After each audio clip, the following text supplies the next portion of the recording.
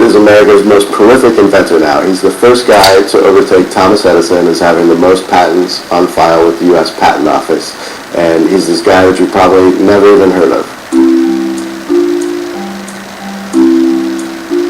He's an expert in astrophysics, in chemistry, in biology, in paleontology, you name it, Lowell knows something about it. And so the scope of his inventions is insane. He's working on nuclear reactors, he's working on vaccines, he's working on ways to deliver drugs to people. He comes up with silly stuff like a laser shaver.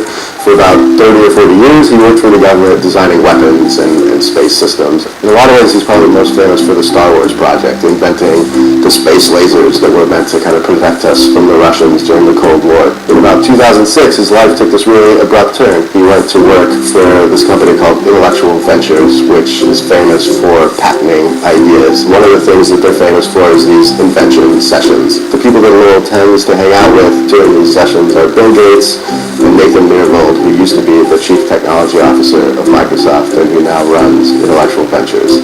And so you get these guys with these huge brains, and they just sit around for 3 or 4 hours and bat ideas back and forth. The relationship between Bill Gates and Lowell started only about 8 or 9 years ago, and they've since become sort of these like bosom buddies. It really feels like they're maybe the only two people on Earth who can talk about some of these things at the same level. So Lowell is quite the character. He likes to stay to himself. He doesn't like attention. Even though there's a couple photos that exist of him out there, he refuses to take any more photos. He's 74.